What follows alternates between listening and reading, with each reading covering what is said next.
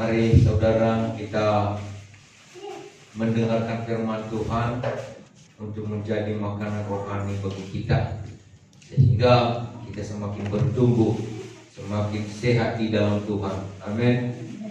Makanan saudara bukan hanya untuk badani, ya, yang membuat kita sanggup melakukan aktivitas kita sehari-hari dalam menyambung hidup di dunia ini, tetapi juga saudara, ya, rohani kita juga perlu kita berikan makanan, sehingga dengan itu ya semakin kuat di dalam Tuhan, tidak tergoyahkan, dan tidak juga saudara mengalami yang pasang surut iman percaya kita, melainkan tetap senantiasa menanjak, ya, tetap senantiasa berkemenangan dan mengalami sesuatu sukacita di dalam Tuhan. Kita dapat merasakan yang berkat-berkat Tuhan, dapat menerima segala janji-janji Tuhan. Haleluya. Tema firman Tuhan yang akan kita dengarkan pada kesempatan ini yaitu gunakan iman untuk melihat keuntungan jangka panjang. Gunakan iman untuk melihat keuntungan jangka panjang, ya. Hanyalah iman satu-satunya yang membuat kita bisa melihat, ya, keuntungan jangka panjang, masa depan. Tanpa iman saudara, ya, kita tidak bisa melihatnya. Kalau kita memakai mata badani kita, maka mata badani kita sangat terbatas. Mata badani kita sangat terbatas melihat keuntungan-keuntungan yang ada di depan kita, apalagi di masa-masa yang akan datang. Karena saudara, mata badani kita hanya bisa melihat yang ada di sekitar kita saat ini. Mata badani kita hanya bisa melihat situasi yang sedang terjadi pada saat ini, sehingga kita hanya memikirkan dan berkecimpung untuk mengatasi persoalan, pergumulan, tantangan yang ada di sekitar kita, di lingkungan kita, di situasi kita pada saat ini. Kita tidak tahu masa yang akan datang, jangka panjang yang harus kita jalani lagi. Ya, kita tidak tahu saudara yang kasih, bagaimana hidup kita 1 tahun yang akan datang, 2 tahun yang akan datang, 3 tahun yang akan datang. Tetapi yang pasti, kita tidak hidup hanya untuk hari ini. Harapan-harapan kita tentu saudaraku tidak hidup untuk hanya 1 minggu lagi, tetapi hidup lebih lama lagi. Itu maka setiap kita yang berdoa, bahkan ada teman-teman kita yang berdoa, yang mengatakan agar kita panjang umur, sehat selalu, dan penuh bahagia. Kan itu doa-doa kita saudara. Doa saudara untuk saya, doa saya untuk saudara, yaitu berkat-berkat untuk hari-hari yang akan datang. Kita rindu bukan hanya untuk hari ini dan untuk hari besok, tetapi untuk hari yang lebih panjang lagi dalam perjalanan hidup kita. Sebab itu saudara, gunakan iman untuk melihat keuntungan. Kalau kita melihat keuntungan untuk jangka yang panjang, maka kita tidak akan mudah surut, tidak mudah lemah, apalagi mundur dalam mengikut Tuhan.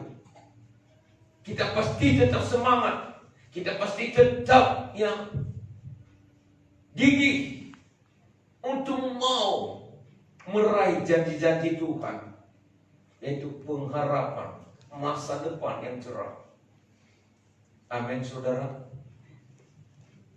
Amin. Amin. Ya. Ada di dalam Alkitab contoh kepada kita yang tidak memikirkan, yang tidak menggunakan imannya, ya, untuk melihat jangka panjang, masa depan yang cerah. Ada 2. Satu yang melihat dengan imannya jangka panjang. Satu yang hanya melihat menggunakan matanya, melihat situasinya.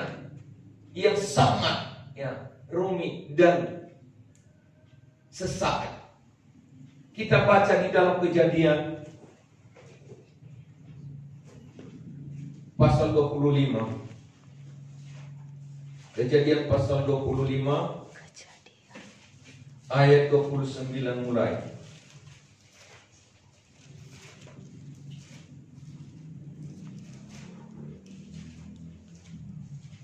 Sampai yang ke-34 nanti. Dengarkan saudaraku, saya membacakannya kepada kita. Dalam Kejadian pasal 25 ayat 29 sampai ayat yang ke-34. Pada suatu kali Yakub sedang memasak sesuatu, lalu datanglah Esau dengan lelah dari padang. Kata Esau kepada Yakub, berikanlah kiranya aku menghirup sedikit dari yang merah-merah itu, karena aku lelah. Itulah sebabnya namanya disebutkan Edom. Tetapi kata Yakub, juallah dahulu kepadaku hak kesulunganmu. Sahut Esau, sebentar lagi aku akan mati. Apakah gunanya bagiku hak kesulungan itu? Kata Yakub, bersumpahlah dahulu kepadaku. Maka bersumpahlah ia kepada Yakub, dan dijualnya lah hak kesulungannya kepadanya. Lalu Yakub memberikan roti dan masakan kacang merah itu kepada Esau. Ia makan dan minum, lalu berdiri dan pergi. Demikianlah Esau memandang ringan hak kesulungan itu. Nah, di sini ada dua saudara. Siapa namanya? Esau dan Yakub. Esau melihat hak sulungnya. Hak sulung itu saudaraku yang kasih, untuk jangka panjang. Melihat ringan hanya karena situasi yang mendesak, yang sesaat, membutuhkan makanan. Karena dia melihat secara mata kacang merah yang sedang dimasak oleh Yakub, dan dia membutuhkan itu. Dia mengatakan dia lelah, dia lapar, dia membutuhkannya, dia ingin menikmatinya. Bagi Yakub tidak masalah, karena dia memiliki satu iman untuk ke depan, yaitu hak sulungnya. Jual kepadaku dulu hak sulungmu, maka kuberikan kepadamu. Apa gunanya bagiku semuanya itu? Tidak ada gunanya. Esau menganggap ringan hak sulung itu. Kalau kita berpikir-pikir, mereka melihat hal itu sangat bertolak belakang, berbeda. Hak sulung bagi Esau tidak ada gunanya, tetapi Yakub melihat hal itu sangat berguna. Maka dia desak si Esau. Bayangkan, karena itu adalah berguna untuk jangka panjang. Memang waktu saat itu hak sulung itu kan tidak ada artinya, nampaknya tidak ada untungnya.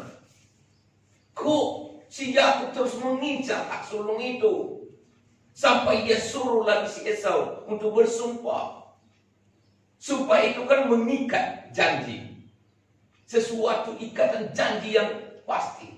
Kalau dalam surat-surat sekarang ini dikatakan materai 6.000,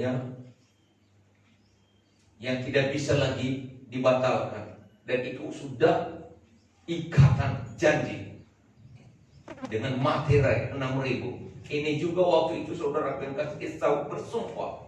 Maka kalau kita baca di dalam Ibrani 12 ayat 16 sampai 17, tolong dibaca. Ibrani 12 16 sampai 17. Siapa yang sudah mendapatkannya, tolong dibaca. Dari pasal 12 ayat 16 dan 17. Janganlah ada orang yang menjadi cabul atau yang mempunyai nafsu yang rendah seperti Esau, menjual hak kesulungannya untuk sepiring makanan. Sebab kamu tahu bahwa kemudian ketika ia hendak menerima berkat itu, ketika ia hendak menerima berkat, ketika hendak yang menerima hak sulung itu, ia ditolak. Ia ditolak. Sebab ia tidak beroleh kesempatan untuk memperbaiki kesalahan. Karena ia tidak beroleh kesempatan untuk memperbaiki kesalahan. Sekalipun ia mencarinya dengan mencucurkan air. Sekalipun ia mencarinya dengan mencucurkan air mata. Bayangkan saudara, dia sudah bersumpah, dia sudah mengikat janji, dia menganggap enteng, dia menganggap ringan hak sulung itu. Karena dia memikirkan hanya jangka pendek, situasi yang sedang mendesak saat ini. Dia tidak memikirkan situasi jangka panjangnya. Ini yang terjadi di dalam diri Esau. Dan ini juga saudara adalah merupakan gambaran kepada kita umat Tuhan. Mungkin kita banyak menghadapi rasa lelah, masa-masa sulit, situasi yang sungguh-sungguh membuat kita kadang-kadang tergoda untuk meninggalkan Tuhan, mundur daripada Tuhan, walaupun Tuhan sudah menjanjikan kepada kita satu anugerah yang khusus dan spesial. Mungkin kita berkata, apa gunanya itu bagi entah ada entah enggak, entah bisa kuperoleh entah tidak. Saat ini aku perlu makanan, aku perlu dunia ini. Iya, aku perlu dunia ini. Tetapi saudara, jangan buru-buru ambil keputusan. Jangan buru-buru ambil keputusan pada situasi yang sedang menjepit, yang sedang menghimpit kehidupan kita. Cobalah gunakan iman untuk melihat jangka panjang, untuk melihat janji-janji Tuhan itu, untuk melihat berkat Tuhan yang telah tersedia itu. Gunakan iman, saudara. Yakub menggunakan imannya, walau mungkin pada saat itu tidak ada artinya baginya, tidak ada secara langsung dia terima, tetapi dia lihat ke depan dan terjadi memang begitu, saudara. Yakublah yang benar-benar mengalami sesuatu berkat itu. Saudara, saya memberikan satu contoh.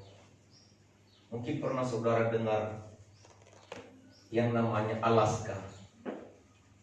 Tahu Alaska? Kutub Utara. Ya. Nah, yang terletak di bagian barat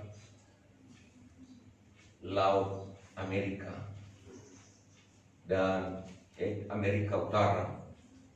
Nah, dulu saudara, Alaska itu milik orang Rusia, milik negara Rusia. Tetapi negara Rusia melihat secara pandangan mata bahwa Alaska itu tidak ada faedahnya, tidak ada untungnya. Satu daerah yang keras, bertumpukan di situ es, dingin, sepanjang mata memandang kosong, hampa. Apalah gunanya? Sepertinya tidak ada gunanya. Lalu dijuallah Alaska itu kepada Amerika. Menteri Luar Negeri Amerika waktu itu namanya William H. Seward. Lalu Seward bernego sehingga dibelilah Alaska itu dengan 7,2 juta US dollar. Kalau diuangkan sekarang, saya tidak tahu saudara berapa jumlahnya.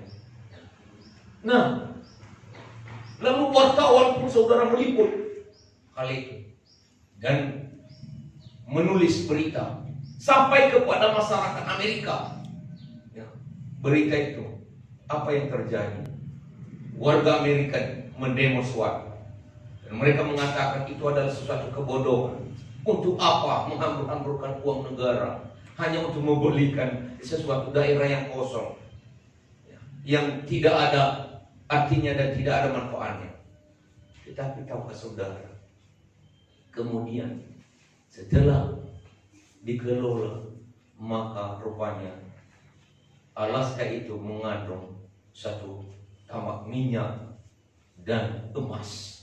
Dan itulah yang membantu negara Amerika sampai sekarang.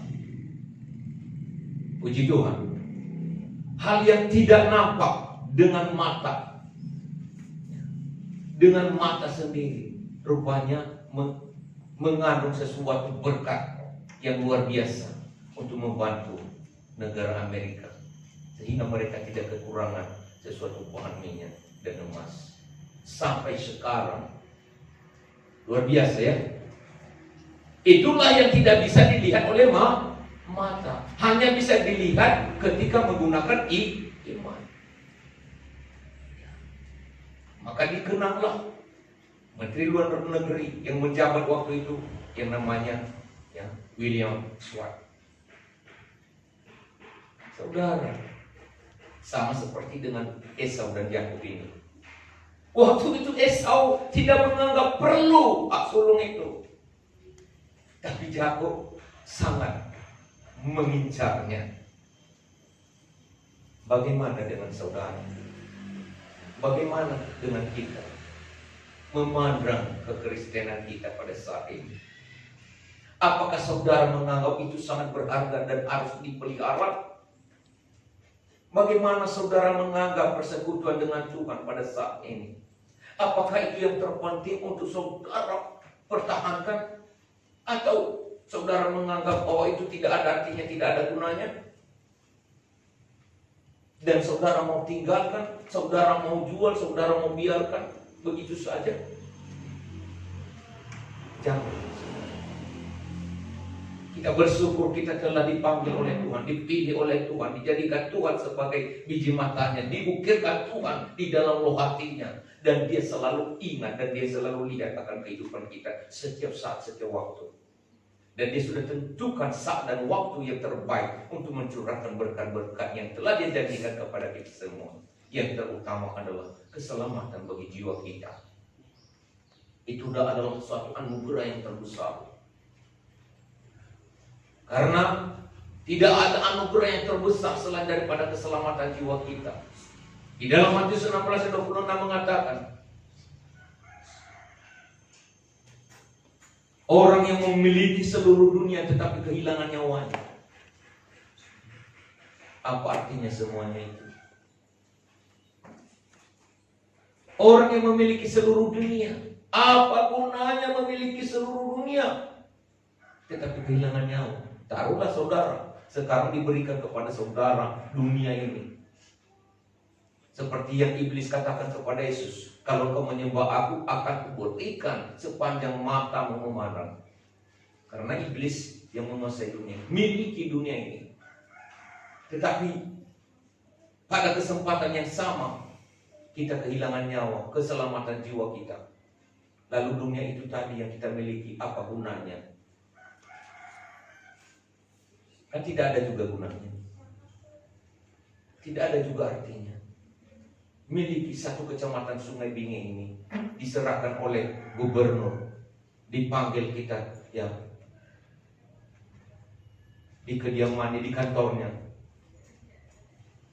Bayangkan, lalu diserahkan kepada kita kecamatan Sungai Binge ini untuk menjadi milik kita. Apa gunanya? Lalu Tuhan berkata, saat ini juga nyawamu akan diambil daripada yang dari tanah kembali ke tanah, yang dari debu kembali ke debu. Nyawamu akan melayang saat ini juga. Lalu dunia ini tadi, apa artinya? Apa perlunya lagi? Saudara, marilah kita pertahankan anugerah Tuhan bagi kita. Tadi kita sudah dengarkan bagaimana perjalanan hidup ini. Tidak ada yang tahu. Tidak ada yang tahu hari esok, hari lusa, minggu yang akan datang. Jangan kita berandai-andai. Jangan kita menghayal, jangan kita katakan, wah, saya akan lakukan ini nanti, saya akan lakukan begini, seperti ini. Hargailah waktu yang ada. Karena keselamatan itu, saudaraku, adalah hari ini. saat ini, hari ini, saat ini. Orang dunia berkata, orang barat mengatakan waktu itu adalah uang. Tapi anak-anak Tuhan berkata waktu ini adalah keselamatan. Kalau saudara tidak pertahankan keselamatan itu, dia akan hilang. Dunia ini tidak mungkin didapat, saudara. Dikejar pun. Ya. Setengah mati pun kita mengejar, kita tidak akan dapat. Secukupnya cuma yang dapat kita peroleh dalam dunia ini. Cukup makan, cukup minum, cukup pakaian. Lebih daripada itu, tidak ada yang memperolehnya. Ada 10 pasang baju, tidak mungkin terpakai semua sekaligus. 10 pasang baju. Kalau kita melakukan itu, orang akan tertawa. Iya, nah orang ini. Apa sudah mulai ada tanda X-nya. Ada tanda kurangnya. Kan begitu. Saudara bisa membeli mobil 10, tidak mungkin sekaligus dapat saudara pakai. Walaupun nanti bisa saudara ya gonta-ganti lah memakai mobil, tetapi tetap saudara pakai hanya satu. Nggak bisa saudara tumpuk-tumpuk. Kan begitu ya. Nah, jadi secukupnya. Betul, Tuhan Yesus mengajarkan murid-muridnya itu secukupnya. Dan Paulus mengakui, kami sudah mempelajari itu. Kami sudah belajar mencukupkan diri kami pada apa yang ada pada kami. Puji Tuhan. Esau menganggap ringan, menganggap enteng. Menganggap enteng hak kesulungan itu. Jadi umat Tuhan adalah pemegang janji, penerima janji Tuhan itu, hak kesulungan itu. Jangan anggap enteng. Ya. Jangan anggap enteng. Pertahankan persekutuan kita kepada Tuhan. Jangan biarkan dicur iblis. Jangan biarkan kita digeser iblis. Iblis itu berusaha untuk menggeser kita dari janji-janji Tuhan. Jangan biarkan iblis yang bekerja dalam hidup kita. Kita pertahankan, kita katakan, tidak ada yang lebih berharga selain daripada keselamatan jiwa yang Tuhan telah berikan kepada saya. Nyanyikan selalu, Engkau Yesus permata hatiku, Engkau Yesus mutiara dalam jiwaku, Engkau Yesus segalanya bagiku. Nyanyikan itu saudara. Maka saudara akan menganggap lebih berharga ya, untuk bersekutu kepada Tuhan daripada apapun. Tuhan yang terutama dan pertama dalam kehidupan saudara. Bukan seperti Esau yang menganggap apalah gunanya itu. Sebentar lagi juga aku akan mati. Tidak ada gunanya. Dia tidak pikirkan ya, hari kemudian anak cucu cicitnya. Ya, dampaknya. Hanya dia, karena dia menggunakan mata. Badannya sekarang kacang merah itu enak. Tetapi manfaatnya hanya sesaat. Ya, dia makan pagi-pagi, paling-pagi sore lapar lagi kan. Satu piring makanan kacang merah dikatakan dalam Alkitab. Itulah yang membuat Esau kehilangan berkat kesulungan itu. Apa yang membuat kita kehilangan berkat? Mari kita renungkan dalam diri kita. Maka hati-hati. Jangan sampai kita kehilangan berkat yang Tuhan telah sediakan untuk kita. Mungkin sesaat ini belum kita terima. Mungkin nanti sore. Mungkin besok. Ya. Tepat waktu. Kalau Tuhan sudah berjanji, Tuhan tidak pernah ingkar janji. Dia tidak pendusta. Yang pendusta itu adalah iblis. Ya. Tuhan tidak pernah gagal menepati janjinya. Apa yang dia katakan ya dan amin. Kalau saudara gunakan iman untuk melihat itu, saudara adalah orang yang hebat, orang yang luar biasa. Maka Paulus menekankan di dalam Roma pasal 10 ayat pasal 12 ayat 11 mengatakan, sabarlah dalam kesesakan, bersukacitalah dalam pengharapan, bersukacita dalam pengharapan, sabarlah dalam kesesakan, sabarlah dalam kesesakan, dan bertekunlah dan bertekunlah dalam doa. Bersukacita dalam pengharapan. Kita punya pengharapan di dalam Tuhan. Bersukacitalah untuk itu. Jangan hanya bersukacita karena kita yang memiliki berkat yang sesaat. Esau bersukacita karena memiliki kacang merah 1 piring. Sabarlah dalam kesesakan. Mungkin kita mengalami sesuatu kesesakan, kesulitan, menghimpit, tetapi sabar. Orang yang sabar itu, saudaraku, lebih kuat, lebih hebat dari seorang pahlawan. Tekunlah dalam berdoa. Jangan pernah meninggalkan doa. Jangan pernah melupakan waktu untuk berdoa. Berdoa, terus berdoa. Katakan kepada Tuhan, Tuhan, Engkau yang terbaik. Mengucap syukur kepada Tuhan, menyembah kepada Tuhan. Katakan doa-doa yang berkemenangan, doa-doa yang mendatangkan mujizat bagi kehidupan kita, doa-doa yang menguatkan kita, iman percaya kita.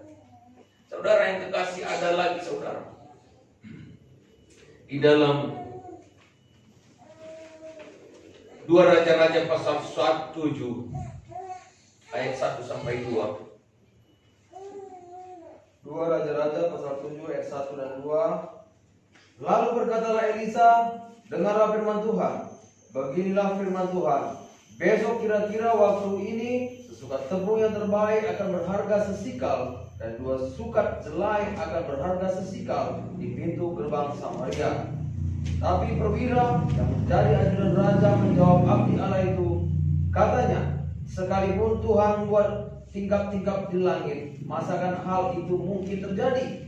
Jawab abdi Allah, sesungguhnya engkau akan melihatnya dengan matamu sendiri, tapi tidak akan makan apa-apa daripadanya. Iya, ada sesuatu kelaparan yang lama telah terjadi di Israel waktu itu, karena ada sesuatu yang namanya bencana kemarau yang panjang, sampai-sampai orang-orang mengonsumsi secara bergantian anak-anak mereka.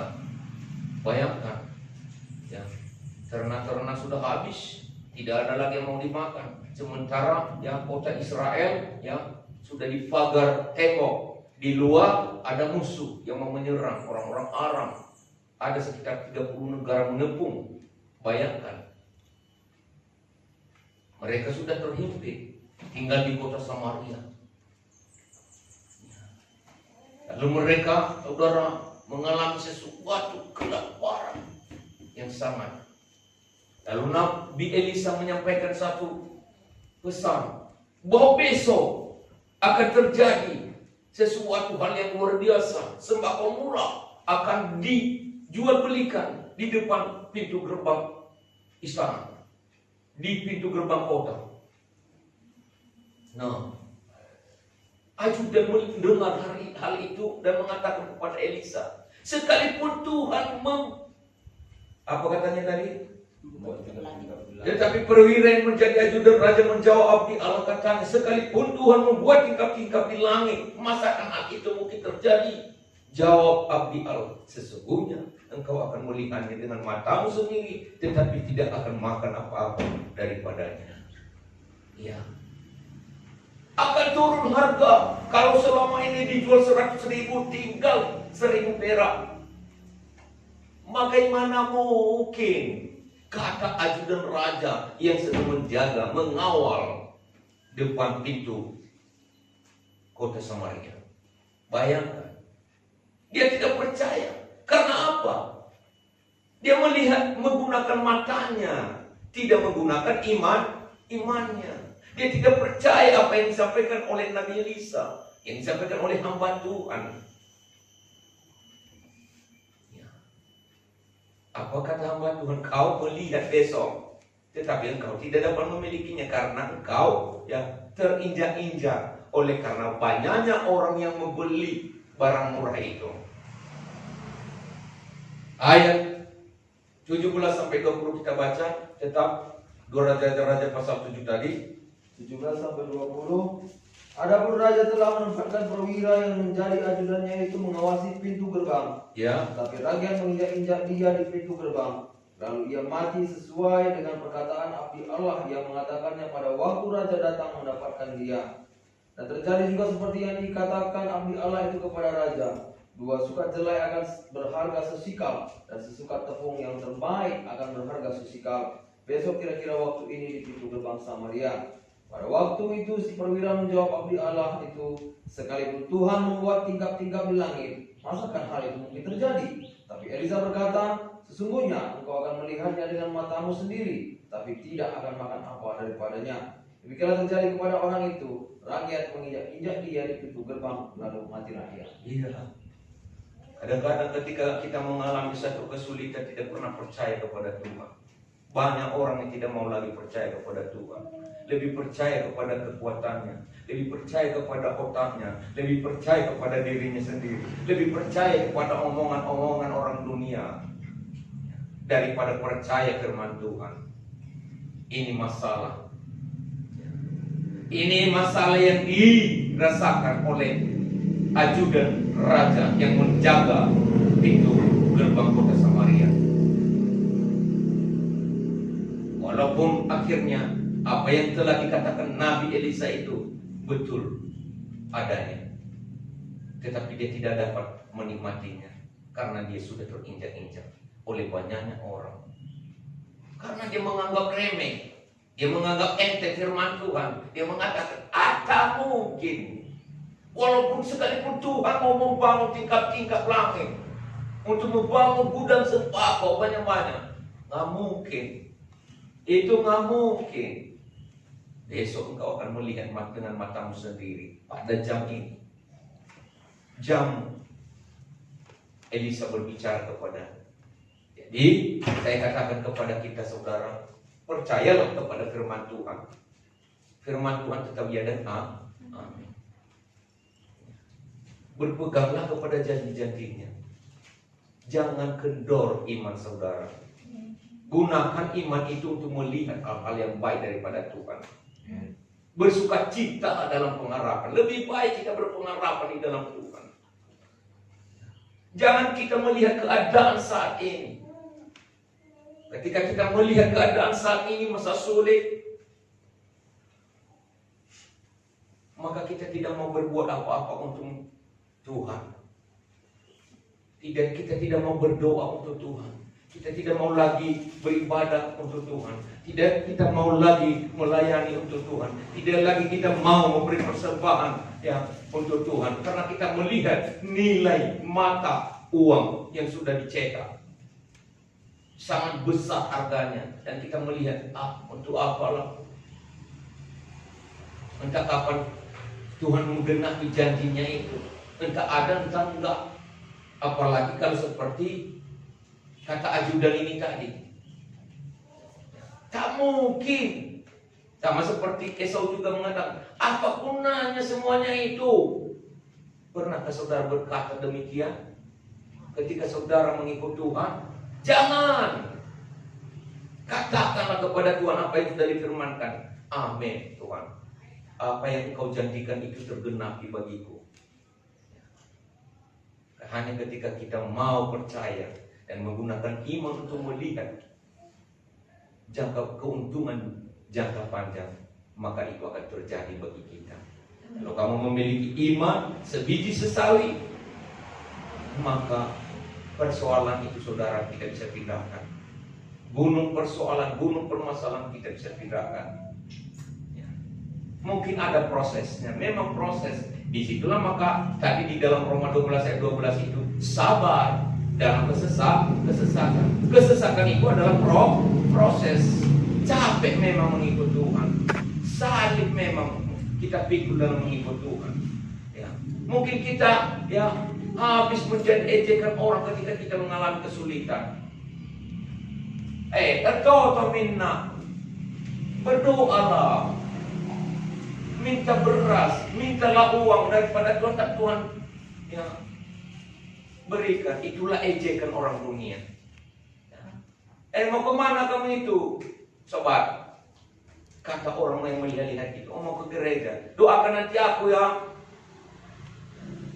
biar aku bisa memiliki banyak uang. Karena dompetku ini sedang kosong. Itulah bahasa-bahasa ejekan. Tak mungkin, kata ajudan raja. Tak mungkin. Nggak bisa terjadi seperti itu.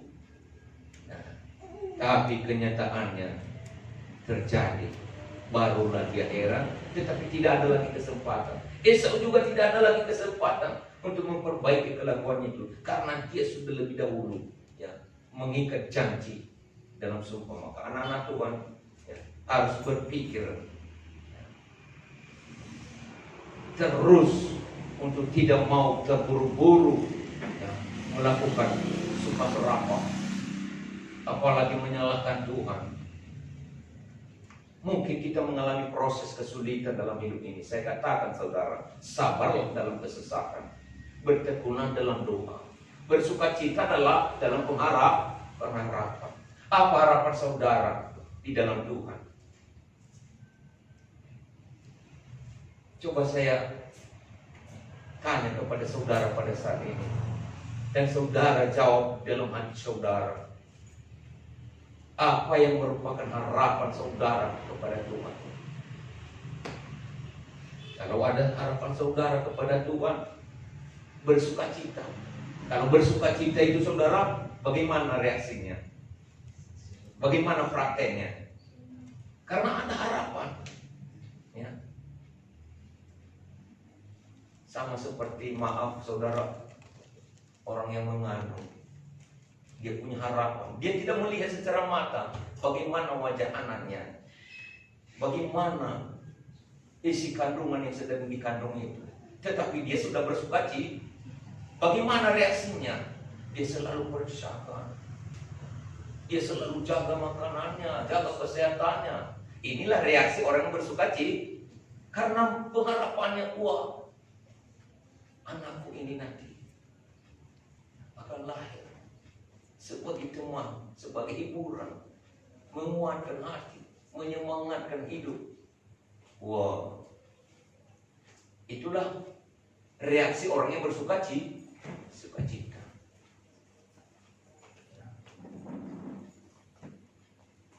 Ada banyak contoh-contoh orang yang bersukacita menyongsong pengharapan-pengharapannya. Tunjukkan reaksi saudara. Kalau saudara punya pengharapan dalam Tuhan, semakin semangatlah dalam mengikut Tuhan, semakin gigihlah dalam mengikut Tuhan. Jangan selalu saudaraku yang kasih, yang mengatakan, aku ini hanya sedikit masalah, hanya sedikit problem, hanya sedikit ya influenza, yang takut dan berkata, aduh, aku ini influenza, nggak bisa ikut kebaktian, nggak bisa berdoa, nggak bisa memuji Tuhan, nggak bisa melayani. Jangan. Kalau itu kita ikuti saudaraku, kita akan kalah. Kita kalah. Tapi harus bersukacita karena kita ada pengharapan. Karena kita ada dalam pengharapan. Mengharapkan sesuatu berkat yang ada dalam Tuhan. Maka kita harus bersukacita. Harus kita semangat. Harus kita gigih untuk mendapatkannya. Menemukannya. Harus kita kuatkan iman percaya kita teguhkan pengharapan kita. Karena tertuju kepada Tuhan. Tuhan gudang segala berkat.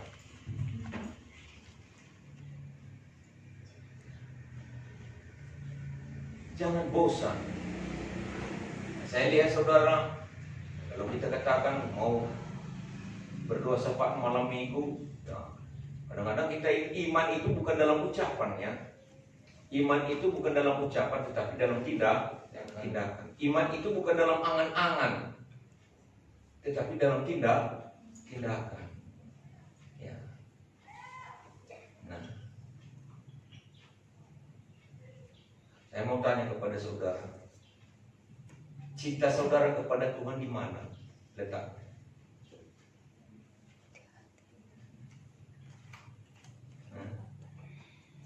Udah pernah saudara pikirkan, aku mengasihi Engkau Tuhan, aku cinta kepadamu Tuhan.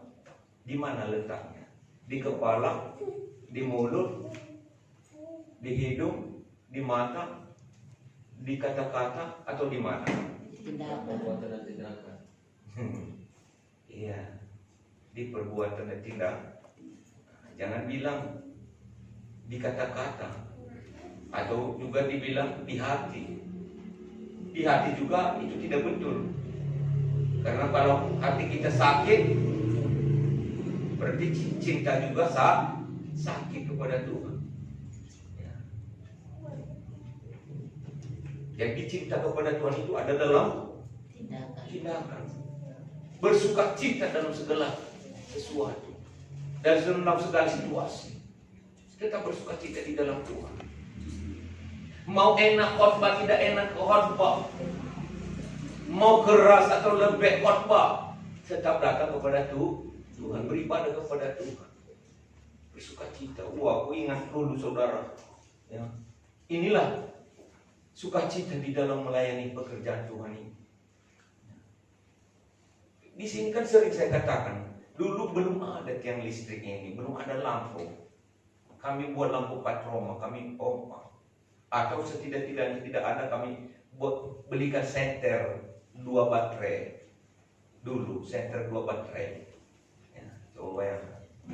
Nah, kadang ketika kami mau pergi beribadah, ya, hujan, panas, malam gelap, berangkat nanti jam 6 atau jam 7 dari rumah, ya, pulang nanti ya, dari tempat kebaktian malam itu kadang sampai di rumah jam 12 atau jam 7.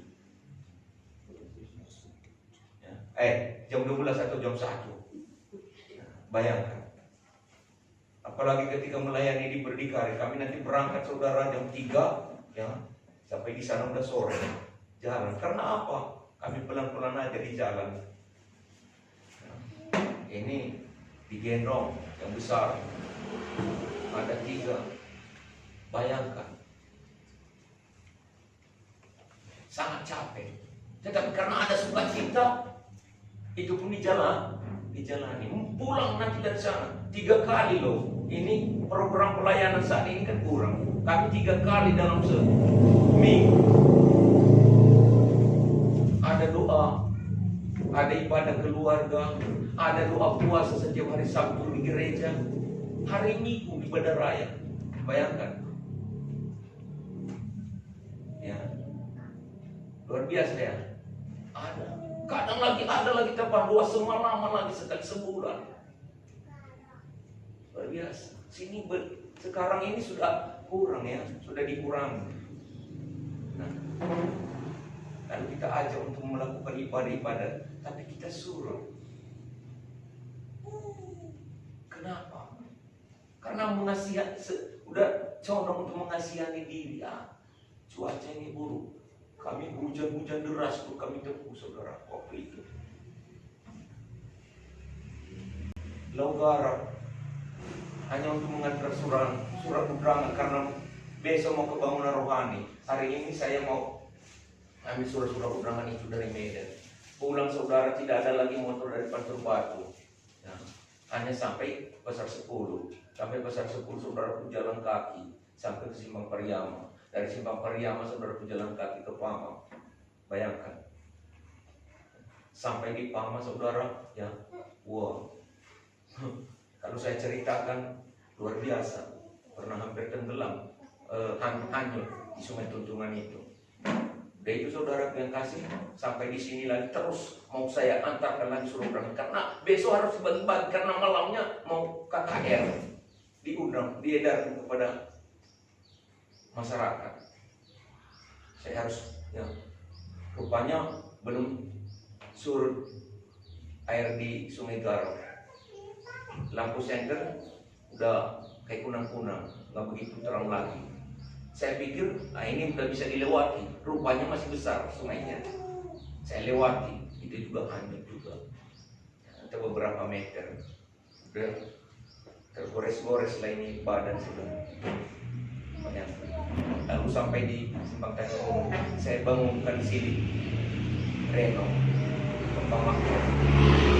Bagi-bagikan ini besok, karena kita mau KKR besok. Karena Bapak Pendeta David Sindaugun dari Bogor datang. Coba bayangkan, saya ingat semuanya itu. Pulang lagi. Kenapa saya lakukan semuanya itu? Karena uang, tidak ada uang, tidak ada gaji. Ongkos-ongkos kesana kemari keluar dari kantong sendiri. Jemaat belum, gereja belum dibangun, jemaat belum pasti. Bayangkan.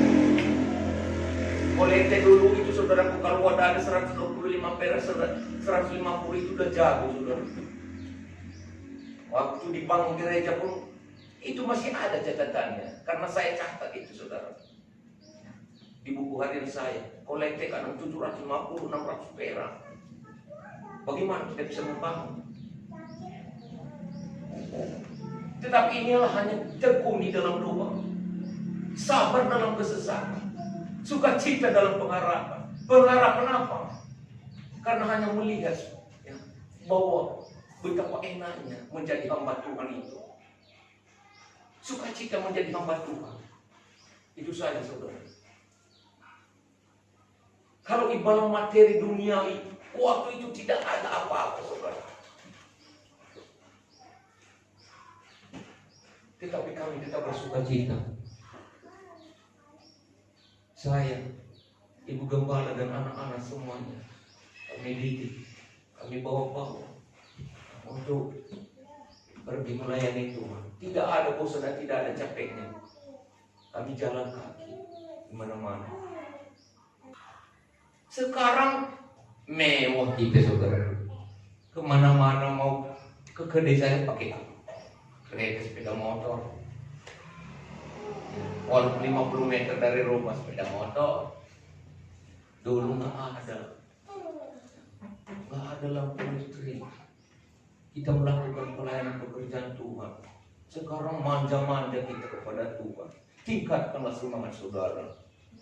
Tingkatkanlah sukacita saudara. Bila Tuhan juga saudara meningkatkan berkahnya untuk saudara.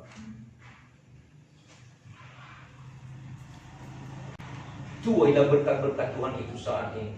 Tetapi dengan cara bersukacita dalam pengharapan di dalam Tuhan. Jangan pasang alasan saudara. Jangan. Alasan itu mungkin bisa didengar oleh pendeta, didengar oleh teman-teman kita. Tetapi saudara, bertanyalah, apakah Tuhan mau mendengar alasan itu?